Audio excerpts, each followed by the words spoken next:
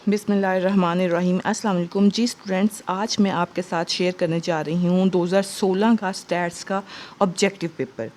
इससे पहले पिछली वीडियो में यकीनन आप वो वीडियो देख चुकी होंगे। अगर वो नहीं देखे तो पहले जाकर वो वीडियो देखें। उस वीडियो में आपके पास मैंने डिस्कस किए थे आपके पास्ट पेपर्स में 2019, 2018 एंड 2017 का ऑब्जेक्टिव पेपर, ठीक है। और अब इस वीडियो में 2016 से लेकर इंशाल्लाह 2012 तक पीछे डिस्कस करूँगी सब ऑब्जेक्टिव पेपर। और आप देखेंगे उस वीडियो को देखने के बाद कि इस वीडियो में कैसे चीज़ें रिपीट हो रही हैं, क्वेश्चन कैसे रिपीट हो रहे हैं, यानी कि आप ये सब ईयर्स के देखने के बाद इस काबिल हो जाएंगे कि आपको पेपर जो आएगा आपका यकीनन पेपर इसी में से होगा और आप वो उनमें से फुल 17 में से 17 मार्क्स ले पाएंगे जी इंशाल्लाह। मैं इसकी आपको गारंटी देती हूँ कि आप अपने कॉन्सेप्ट क्लियर करें, ये दोनों वीडियोस देखें, आपको कोई मुश्किल नहीं होगी जी। इसमें अब पहला क्वेश्चन पे आ जाएं। A variable which takes countable values is called a discrete variable. C option इसमें आ जाएगी फर्स्ट में। काउंटेबल वैल्यूज़ मतलब जिसको हम काउंट कर सकें, ठीक है, उसको हम डिस्क्रीट वेरिएबल कहते हैं। कॉन्टिन्यूस होता है जिसको हम काउंट ना कर सकें। डिस्क्रीट वेरिएबल को हम काउंट कर सकते हैं। 2 पे आ जाए the part of the table containing column caption. Column caption का दूसरा नाम होता है बॉक्स हेड जी। ये क्वेश्चन पहले भी आ चुका है, रिपीटेड क्वेश्चन है। कॉलम कैप्शन का दूसरा नाम होता है बॉक्स हेड, ए ऑप्शन। तीसरे पे आ जाए the difference between the upper and lower class boundary of a class is known as class interval जी। दो क्लास बाउंड्री का तो आपको पता है, क्लास बाउंड्री कॉलम कैसे होता है जिसमें बाउंड्री सेम हो।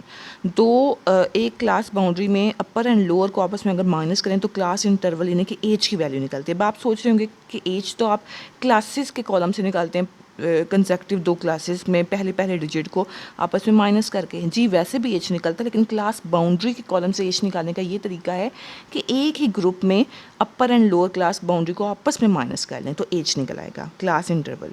3 में बी ऑप्शन है।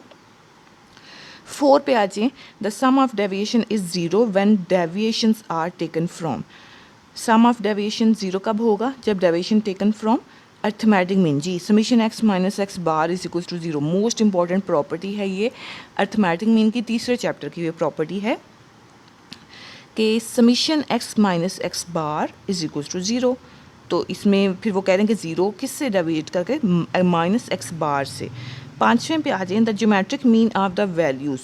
ये 23, 05, 55 है, इनका ज्योमेट्रिक मीन क्या होगा? इसमें चूंकि एक वैल्यू ज़ीरो आ गई है तो जब ज्योमेट्रिक मीन का तो ये रूल है कि आपने तमाम डाटा को मल्टीप्लाई करना है, उसकी फिर पावर में जितनी तादाद को मल्टीप्लाई किया उसकी तादाद 1/, जिस तरह यहाँ पे 5 है तो 1/5 पावर में आ जाएगा।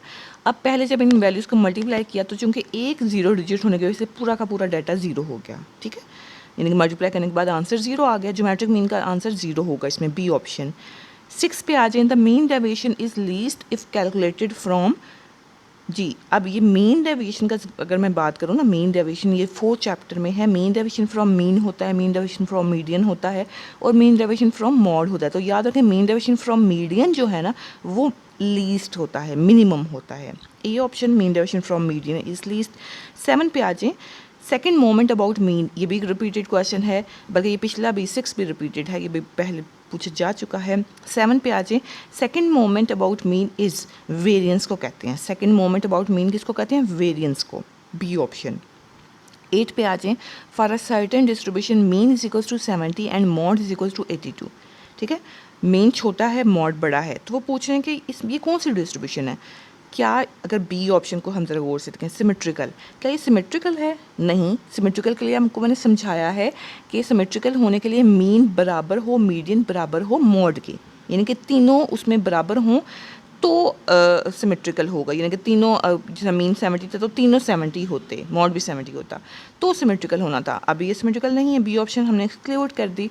डी ऑप्शन भी नहीं है, नन ऑफ दीज। अब सिमेट्री नहीं है तो सिमेट्री अगर ना हो तो फिर लैक ऑफ सिमेट्री क्या होती है? स्क्यूनेस। कि अगर सिमेट्री नहीं है तो फिर स्क्यूनेस है। सिमेट्री क्या है स्टूडेंट्स?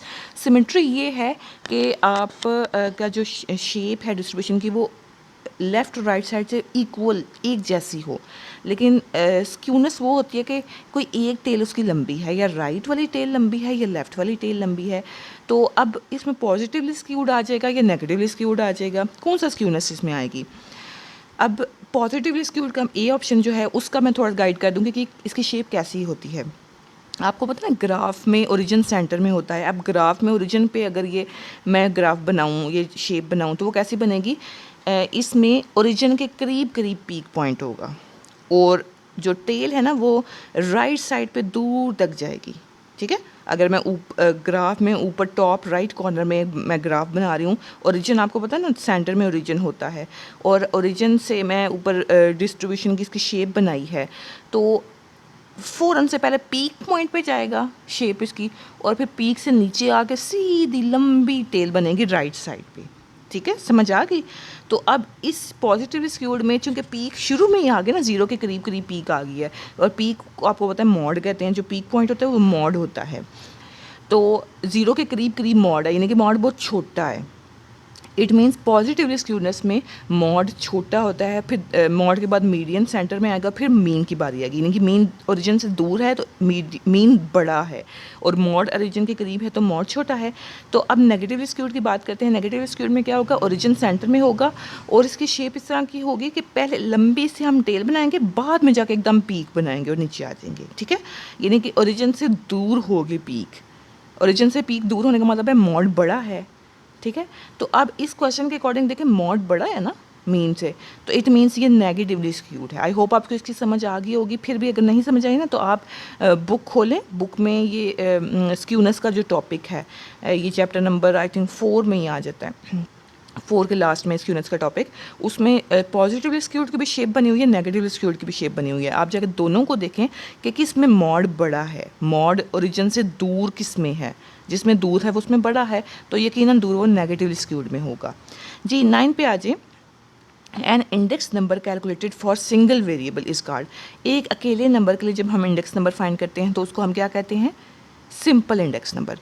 10 पे आ जाए। Base year weighted index number is called. Base year weighted का दूसरा नाम मैंने आपको पहले भी बताया हुआ है, उसको हम कहते हैं Laspeyres index number. Base year weighted index number को हम कहते हैं लास्पियर इंडेक्स नंबर। जी नेक्स्ट आ जाए,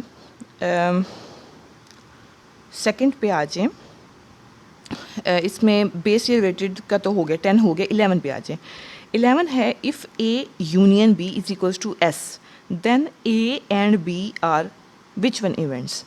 वो कह रहे हैं A union B is equals to S. बहुत बड़ी निशानी उन्होंने बता दी है कि अगर दो इवेंट मिल के एस बना दें, सैम्पल स्पेस बना दें, तो वो दोनों इवेंट्स क्या होंगे? वो दोनों इवेंट कोलेक्टिवली एग्जॉस्टिव इवेंट्स होंगे। जी ये बात पहले भी मैं आपको समझा चुकी हूँ कि कोलेक्टिवली एग्जॉस्टिव कब होते हैं? जब दो इवेंट्स आपस में कह लें कि मिल के पूरी सैम्पल स्पेस बनाते हैं। फॉर एग्जांपल इसमें ए इवेंट जो है वो कह रहा हो कि हेड आएगा, बी इवेंट कह रहा है कि टेल आएगा, तो हेड और टेल मिल के क्या हो गए? Sample space. हेड और टेल पूरे हो गए सैम्पल स्पेस। इट मीन्स ए और बी दोनों आपस में कोलेक्टिवली एग्जॉस्टिव इवेंट है। एक और एग्जांपल देती हूँ।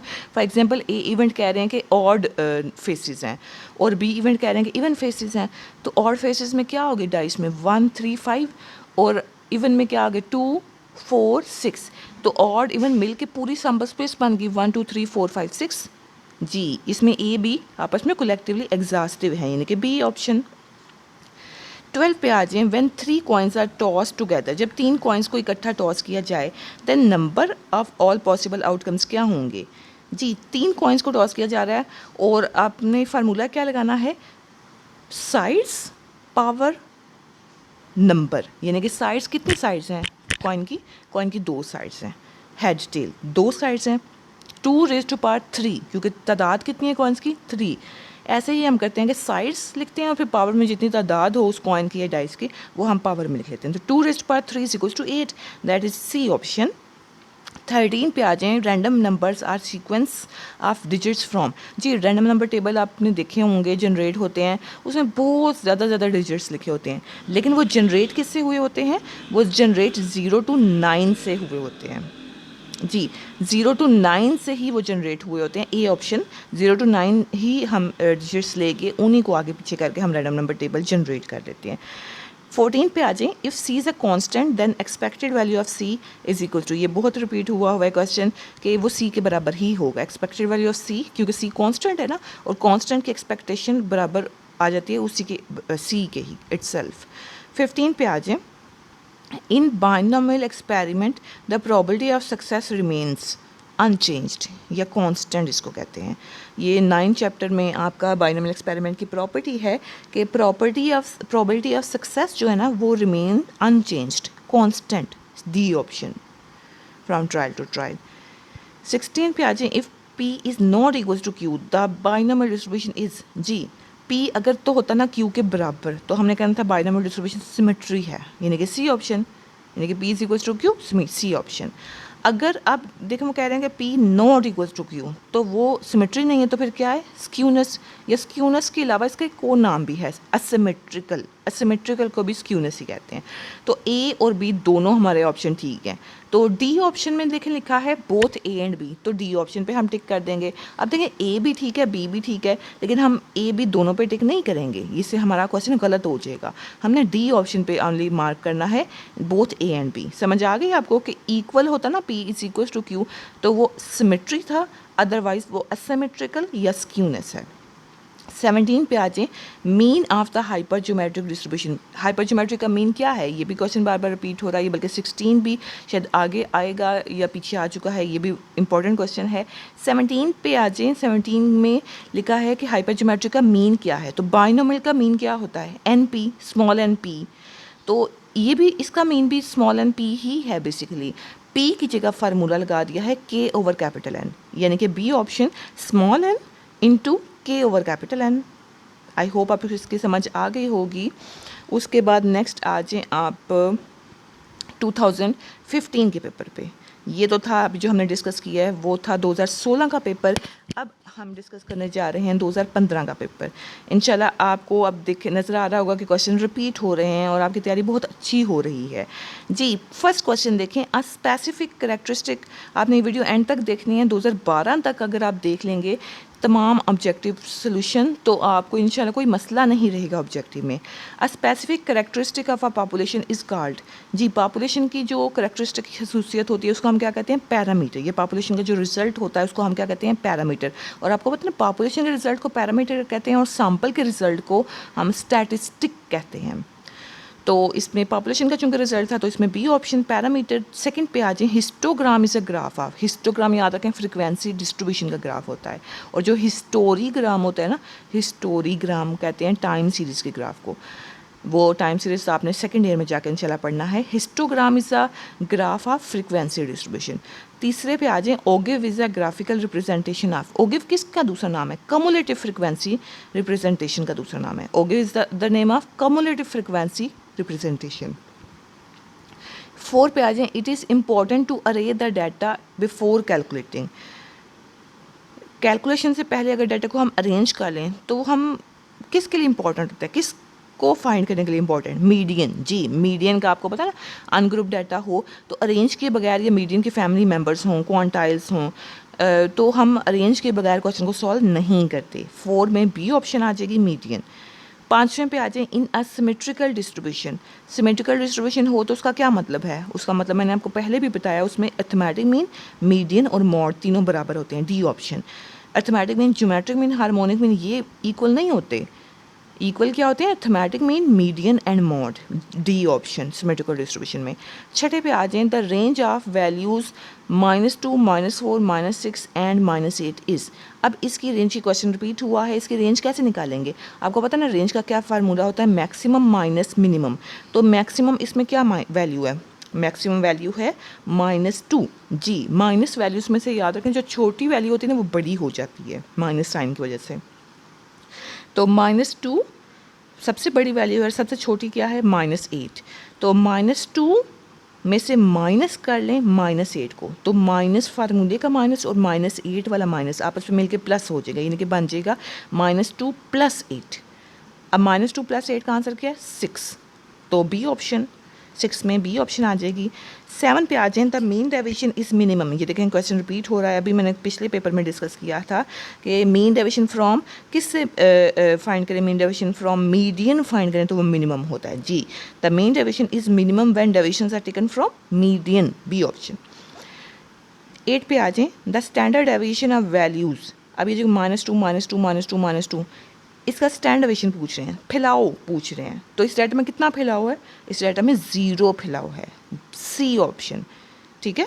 Stand deviation of values -2 -2 -2 -2 is 0, इसमें कोई फैलाव नहीं है, एक ही पॉइंट पे -2 पे ही बार बार पूरा डाटा आ रहा है। 9 पे आ जाए, an index that measures the change for a fixed time period is called, जी एक फिक्स टाइम पीरियड के लिए जब हम चेंज को मेजर करते हैं वो कहलाता है फिक्स्ड बेस मेथड, ठीक है, बी ऑप्शन। उसके बाद आ जाए आप summation P N over summation P naught multiply by 100 किया जाए तो ये क्या होगा, ये होगा simple aggregative index, C option. Summation P N over P summation P naught multiply by 100 is called simple aggregative index, C option. 11 पे आ जाए, the events having no elements in common, जब उनमें कोई कॉमन चीज़ ना हो तो उसको हम क्या कहते हैं, mutually exclusive events, C option. यानी कि कुछ भी कॉमन ना हो तो म्यूचुअली एक्सक्लूसिव इवेंट्स होते हैं। 12 पे आ जाएं, arrangement of things without regard to order is called, जी arrangement of things without regard to order, जब ऑर्डर मैटर ना कर रहा हो तो उसको हम कॉम्बिनेशन कहते हैं। अगर हम अरेंजमेंट देखें जिसमें ऑर्डर मैटर कर रहा हो तो उसको हम परमुटेशन कहते हैं। इसमें ऑर्डर मैटर नहीं कर रहा, विदाउट रिगार्ड टू ऑर्डर, तो इसे कॉम्बिनेशन है। 12 में ए पार्ट है। 13 पे आ जाएँ, 13 पे आ जाएँ, 13 नेक्स्ट पे करते हैं।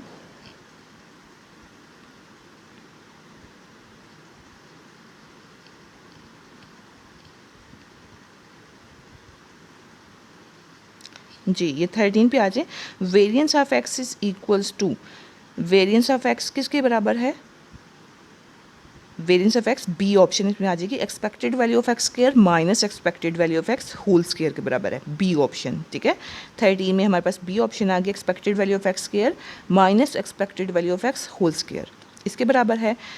14 पे आ जाए, the expected value of a random variable is equals to its mean, जी expected value of X, E of X बराबर किसके होते हैं, मीन उसको कहते हैं हम, एक्स का मीन। 15 पे आ जाए, the parameters of binomial distribution, binomial distribution के कितने पैरामीटर हैं, 2 पैरामीटर्स होते हैं, एन और पी, सी ऑप्शन। 16 पे आ जाए, the binomial distribution is negatively skewed, जी अब याद रखें पी अगर बराबर आ जाए ना क्यू के, या पी बराबर आ जाएगा 1/2 के, एक ही बात है, क्यू के बराबर हो या 1/2 के बराबर हो, अगर क्यू के बराबर हो तो उसका भी यही मतलब है, P is equals to Q is equals to 1/2, दोनों हाफ हाफ हैं, टोटल आपको पता है 1 होती है तो हाफ हाफ दोनों के हिस्से में आ जाएगा। पी इज इक्वल्स टू 1/2 तो सिमेट्री होगा, अब सिमेट्री नहीं है तो फिर पी नॉट इक्वल्स टू 1/2 है तो इट मीन्स सिमेट्री नहीं है, स्क्यूनेस है। अब उसमें लेस देन 1/2 है तो नेगेटिवली स्क्यूड, ग्रेटर देन 1/2 है तो पॉजिटिवली स्क्यूड, यानी कि इसमें नेगेटिवली स्क्यूड का पूछा गया तो उसमें A option P less than 1/2। 17 पे आ जाए, in hypergeometric distribution, hypergeometric distribution में क्या होता है, mean greater than variance, A option. 17 में ए ऑप्शन आ जाएगी, हाइपर ज्योमेट्रिक में याद रखें मीन हमेशा बड़ा होता है वेरिएंस से। इसकी रीज़न क्या है, बाइनोमियल में भी यही रीज़न है कि बाइनोमियल में अगर मैं बताऊँ क्या फार्मूला होता है मीन का, n p, small n p, और उसमें वेरिएंस में फार्मूला होता है एन पी क्यू। क्यू आपको पता है ना, एक पॉइंट्स का डिजिट होता है, पॉइंट समथिंग उसकी कोई वैल्यू होती है, तो जब पॉइंट वैल्यू को हम एन पी के साथ मल्टीप्लाई करेंगे तो वो और छोटा हो जाता है, उसका फाइनल आंसर और छोटा हो जाता है जब पॉइंट वाली किसी भी चीज़ से मल्टीप्लाई किया जाए। इट मीन्स मीन बड़ा होगा, वेरिएंस छोटा होगा। सेम प्रोसीजर हाइपर ज्योमेट्रिक के फार्मूलाज के साथ भी है, तो मीन बड़ा होता है वेरिएंस से। आई होप आपको इसकी समझ आ गई होगी। उसके बाद आप इसमें आ जाएँ, पेपर है इसका 2014 का पेपर है, 2014 का पेपर मैं आपके साथ अभी डिस्कस करने जा रही हूँ, इसका ऑब्जेक्टिव पेपर। जी पहला क्वेश्चन देखें, for positively skewed distribution, positively skewed distribution के लिए हम क्या कहेंगे, mean greater then median greater than mod, ठीक है। अगर तो होता है ना सिमेट्री, सिमेट्री में आपको पता है मीन मीडियन मॉड तीनों बराबर हैं। पॉजिटिवली स्क्यूड में ग्रेटर ग्रेटर ग्रेटर का साइन आएगा और नेगेटिवली स्क्यूड में लेस लेस लेस का साइन आएगा। ये शेप भी आपको मैंने अभी पिछले पेपर में भी डिस्कस किया है कि आप जाके बेशक देख लें, 4 चैप्टर में इसकी शेप्स दोनों देखें, पॉजिटिवली स्क्यूड और नेगेटिवली स्क्यूड की। सेकंड क्वेश्चन पे आ जाए, if A and B are two dependent events, अगर डिपेंडेंट इवेंट्स हैं तो अगर तो इंडिपेंडेंट होता ना तो हमने इसमें बी ऑप्शन देख रहे हैं, probability of A intersection B is equal to probability of A into probability of B, ये बल्कि हमने 2019 के पेपर में डिस्कस किया था या 2018 के पेपर था शायद, कि ए बी इंडिपेंडेंट इवेंट्स थे जब हमने ये बी वाली statement A intersection B is equal to probability of A into probability of B की थी, तो हमने कहा था ये ए बी दोनों आपस में इंडिपेंडेंट है। लेकिन अभी वो कह रहे हैं डिपेंडेंट इवेंट कब होंगे, तो इसमें ये डी का फार्मूला आपने याद करना है, probability of A intersection B is equal to probability of A into probability of B given that A. ठीक है, 3 पे आ जाए, the hypergeometric distribution has, hypergeometric के कितने पैरामीटर्स होते हैं, 3 पैरामीटर्स होते हैं, डी ऑप्शन। 4 पे आ जाए, the variance expresses the variability of data in square of unit.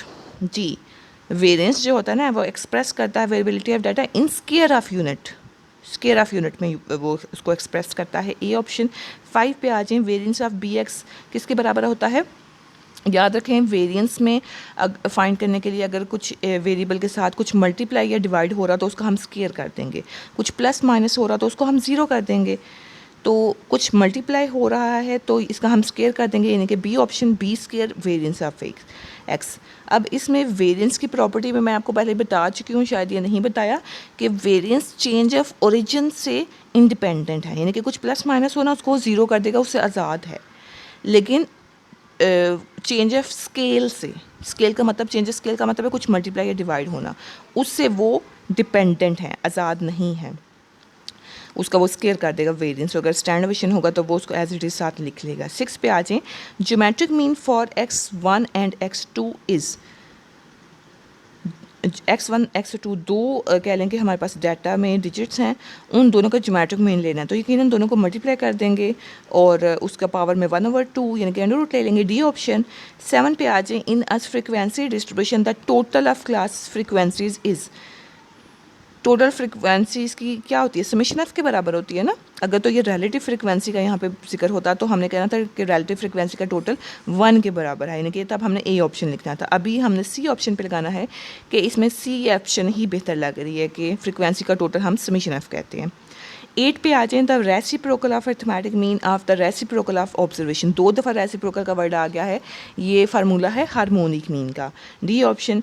9 पे आ जाएं, binomial distribution is negatively skewed if, जी नेगेटिवली स्क्यूड कब होगी, जब p लेस देन q होगा या p लेस देन 1/2 होगा। ये पीछे भी डिस्कस हम कर चुके हैं पिछले पेपर में कि नेगेटिवली स्क्यूड सिमेट्री के लिए आपको पता है p is equals to q होना ज़रूरी है, नेगेटिवली स्क्यूड के लिए p लेस देन q या p लेस देन 1/2। ठीक है, ये भी हो गया। आई होप आपको इसकी भी समझ आ गई होगी। उसके बाद नेक्स्ट आप आ जाएं,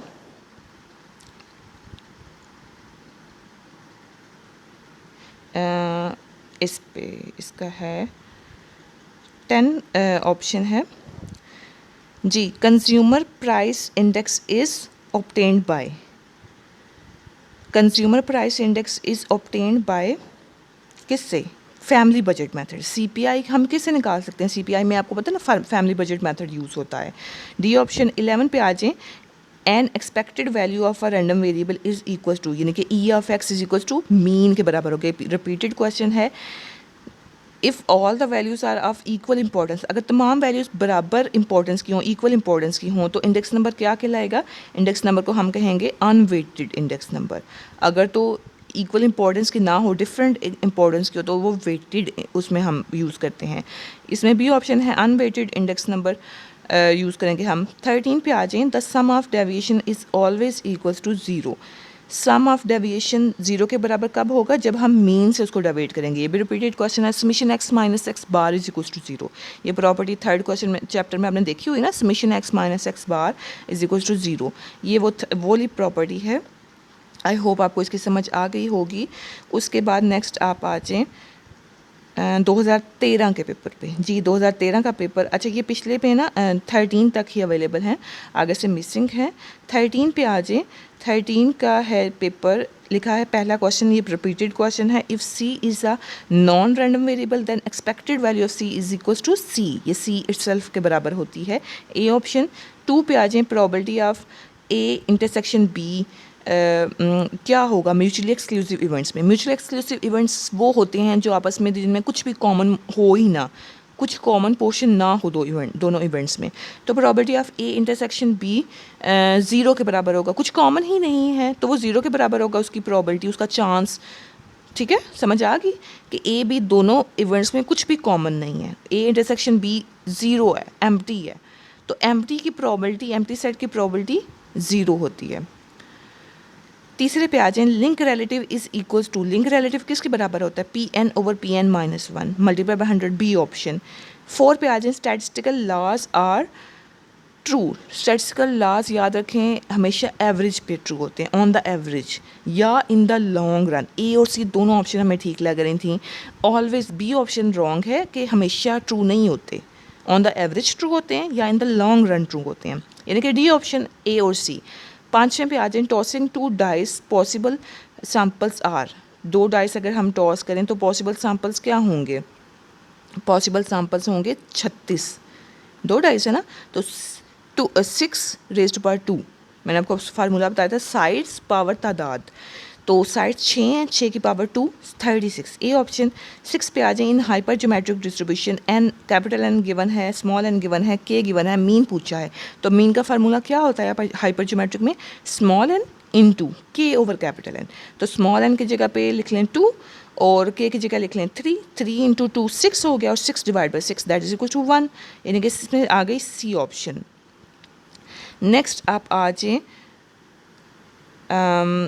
7 पे,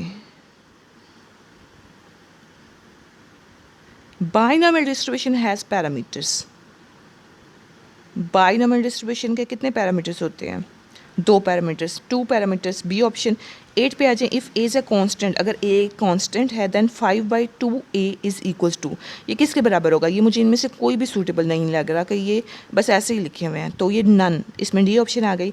9 पे आ जाए, second moment about mean is variance को कहते हैं, ये क्वेश्चन रिपीट हो रहा है बार बार कि second moment about of mean कहते हैं वेरिएंस को, 9 ऑप्शन में बी सी हो गया।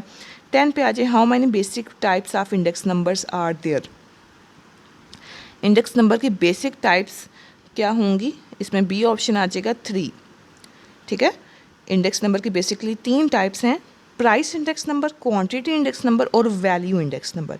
11 पे आ जाए, if X and Y are independent then variance of X minus Y is equals to, जी वेरिएंस में याद रखें जब वेरिएंस की प्रॉपर्टी है ये चौथे चैप्टर की, कि वेरिएंस जब अंदर जाएगा तो वेरिएंस रैंडम वेरिएबल्स पे जाएगा और जो दरम्यान में माइनस है उसको प्लस कर देगा, तो इसमें A option variance of X plus variance of Y. 12 पे आ जाए, the geometric mean of negative value is, negative value की ज्योमेट्रिक मीन क्या होगी, नॉट पॉसिबल होगी, अगर कोई नेगेटिव वैल्यू आ जाए डाटा में तो उसका ज्योमेट्रिक मीन हम नहीं निकाल सकते, जिस तरह हार्मोनिक मीन हम कब नहीं निकाल सकते, अगर कोई वैल्यू 0 आ जाए, क्यों, क्योंकि हार्मोनिक मीन में हमने 1/x करना होता है, 1/0 इट मीन्स अनडिफाइंड इन्फिनिटी। तो ज्योमेट्रिक मीन का भी यही मसला है कि जब हम प्रोडक्ट लेते हैं और प्रोडक्ट में और उसका ऊपर अंडर रूट या 1 ओवर समथिंग होता है, तो अगर माइनस कोई वैल्यू हो जाए ना तो वो अंडर रूट में या पावर 1 ओवर समथिंग हो, उसमें ये चल नहीं सकती, नॉट पॉसिबल। 12 में डी ऑप्शन है, not possible. The median of -3, 0 and -5 is, जी इस डाटा का मीडियन क्या होगा, पहले डाटा को अरेंज करते हैं, सबसे छोटी वैल्यू इसमें क्या है, सबसे छोटी वैल्यू इसमें है -5, -3, 0 इस तरतीब से है, तो सेंटर में क्या आया -3, तो -3 मीडियन है। फॉर सिमेट्रिकल डिस्ट्रीब्यूशन म्यू3 किसके बराबर होता है, 0 के बराबर। अब आपको पता है ना सिमेट्रिकल डिस्ट्रीब्यूशन में ऑल ऑड ऑर्डर मोमेंट्स 0 के बराबर होते हैं, μ1 μ3 μ5, तो म्यू3 0 के बराबर है, ए ऑप्शन। 15 पे आ जाएं, if X and Y are random variables, अगर एक्स और वाई रैंडम वेरिएबल्स हैं तो expected value of X minus Y किसके बराबर होगा, जी B option, expected value of X minus, यानी कि माइनस रहेगा, अगर वेरिएंस होता ना बाहर तो वेरिएंस ने माइनस को प्लस कर देना था, अभी माइनस रहेगा, expected value of X minus expected value of Y, B option. 16 पे आ जाए, the binomial distribution is symmetrical when, binomial distribution symmetrical कब होगा, जब पी बराबर हो क्यू के, ए ऑप्शन। ये बात पहले भी हम डिस्कस कर चुके हैं, registration is a source of primary data, A option. जी रजिस्ट्रेशन वो होती है हम जब किसी नई जगह पे जाते हैं और अपने आप को रजिस्टर करवाते हैं, अपनी इंफॉर्मेशन देते हैं, तो ये ए ऑप्शन प्राइमरी डाटा है। उसके बाद आ जाएँ आप, आई होप ये आपको इसकी समझ आ गई, ये 2013 का पेपर था, अब हम 2012 का पेपर डिस्कस करने जा रहे हैं। 2012 का पेपर पे आ जाएँ, जी ये 2012 का पेपर है ऑब्जेक्टिव, इसमें फर्स्ट क्वेश्चन है, the probability of an impossible event is always 0, जी इम्पॉसिबल इवेंट की प्रोबेबिलिटी 0 होती है और श्योर इवेंट की प्रोबेबिलिटी 1 होती है। और इसकी रेंज 0 to 1 ही होती है। सेकंड पे आ जाए, if x and y are independent then standard of x minus Y किसके बराबर होगा? माइनस दरमियान में है वो प्लस हो जाएगा, standard of x plus standard of y। तीसरे पे आ जाएं, when are distribution is symmetrical and has one mode, जब डिस्ट्रीब्यूशन सिमेट्रिकल हो और उसका एक मॉड हो तो उसको हम क्या कहेंगे? उसमें मैंने आपको बताया था ना, symmetrical distribution mean median mode तीनों बराबर होते हैं, तो उस अकेले मॉड के पॉइंट को मीडियन भी कहेंगे, मॉड भी कहेंगे और मीन भी कहेंगे, उस पीक को, उस कह लें कि वन मॉड को। तो all of these, D option इसमें आ जाएगा। 4 पे आ जाए, the section of table that contains the column caption. ये क्वेश्चन बार बार रिपीट हो रहा है, इसमें आ जाएगा बॉक्स सेट। कॉलम कैप्शन का दूसरा नाम है बॉक्स सेट, ए ऑप्शन। अब इसमें टेबल के जो पार्ट्स होते हैं ना, ये आपने याद करने हैं, इंपॉर्टेंट हैं। आप ये सेकंड चैप्टर में हैं, आप जाकर देखें, पार्ट्स के नाम याद कर लें। पांचवा है, the mean of hypergeometric distribution is. Hypergeometric distribution का मीन क्या होता है? स्मॉल एन इंटू के ओवर कैपिटल एन, ठीक है, बी ऑप्शन। 6 पे आ जाए, when 2 dice are rolled the maximum total on the 2 faces of the dice will be. Total मतलब सम, 2 डाइस पे सम, मैक्सिमम सम क्या होगा? अगर एक पे 6 आए और दूसरे पे भी 6 आए तभी जाके मिलके 12 होगा ना। मैक्सिमम सम इसका 12 होता है, टोटल सम को कहते हैं 12, सी ऑप्शन। बाद स्टूडेंट्स इसमें 36 लगा देते हैं कि मैक्सिमम उसमें 36, लेकिन वो तो प्रोडक्ट होता है ना, टोटल यानी कि सम 12 होता है, सी ऑप्शन। 7 पे आ जाएँ, in fixed based method the base period should be normal, B option. Fixed based method में बेस पीरियड नॉर्मल होना चाहिए, ठीक है। 8 पे आ जाएँ, the hypergeometric distribution has 3 parameters, B option इसमें आ जाएगी। उसके बाद नेक्स्ट आप आ जाएँ, इसके लास्ट होने लगा है, ख़त्म होने लगा है, इसमें आ जाएँ, probability density function is the probability function of continuous random variable। Density जो होता है ना, डेंसिटी हम कॉन्टीन्यूस को कहते हैं, कॉन्टीन्यूस रैंडम वेरिएबल के लिए डेंसिटी का वर्ड यूज़ होता है। 10 पे आ जाए, comparison of changes in variable over long period are not reliable. जी, इंडेक्स नंबर में लॉन्ग पीरियड के लिए हम अगर कंपेयर कर रहे हैं वैल्यूज़ को या कुछ वेरिएबल्स को, तो वो रिलायबल नहीं होता, ए ऑप्शन, लॉन्ग के लिए रिलायबल नहीं है। Which data has the minimum variation, कौन सा डाटा मिनिमम वेरिएशन रखता है? हम चेक कर लेते हैं। ए ऑप्शन में देखें 46, 48, 50 फैला हुआ है। बी में देखें 30, 40, 50, ये भी काफ़ी फैला हुआ है। सी में देख लें 40, 50, 60, ये भी फैला हुआ है। डी है 48, 48, 49, तो ये सबसे कम ये फैला हुआ है, ठीक है, ये सबसे कम फैलाव है डी ऑप्शन। तो मिनिमम वेरिएशन किस में है कि कम फैलाव किस में है? D option. 12 पे आ जाए, mean is affected by change of. जी, मीन जो होता है ना, अर्थमेटिक मीन, वो change of origin, change of scale दोनों से अफेक्टेड है, बोथ ए बी, यानी कि सी ऑप्शन। और अगर वेरिएंस का मैं बात करूँ तो वेरिएंस चेंज ऑफ स्केल से अफेक्टेड है, ओनली चेंज ऑफ स्केल से, ओरिजिन से अफेक्टेड नहीं होता। 13 पे आ जाएँ, random numbers are generated from the single digit, ये क्वेश्चन रिपीटेड है, इसमें डी ऑप्शन 0 to 9 से हम रैंडम नंबर टेबल जनरेट कर सकते हैं। 14 पे आ जाएँ, in a binomial probability distribution the skewness is positive for. Skewness positive कब होगी? जब p ग्रेटर देन 1/2 होगा, ये भी क्वेश्चन रिपीटेड है। p ग्रेटर देन 1/2 होगा या p ग्रेटर देन q होगा तो वो हमारे पास पॉजिटिवली स्क्यूड होगी, स्क्यूनेस इज़ पॉजिटिव। नेक्स्ट आ जाए 15 पे, a portion of population selected for study is called sample. जी, पॉपुलेशन का जो छोटा हिस्सा होता है उसको हम सैम्पल कहते हैं। In a symmetrical distribution the coefficient of skewness will be 0। यकीनन सिमेट्रिकल डिस्ट्रीब्यूशन है तो इट मीन्स स्क्यूनेस तो मौजूद ही नहीं है। स्क्यूनेस तो वही होती है ना कि लैक ऑफ सिमेट्री। जब सिमेट्रिकल है तो स्क्यूनेस 0 है, कोफिशिएंट ऑफ स्क्यूनेस 0 है। 17 पे आ जाए, the smallest and the largest value of data are called. जी, किसी भी डाटा में सबसे छोटी और सबसे बड़ी वैल्यू को क्या कहेंगे? Extreme values, C option. जी स्टूडेंट्स, आई होप आपको समझ आ गई होगी एमसीक्यूज़ की।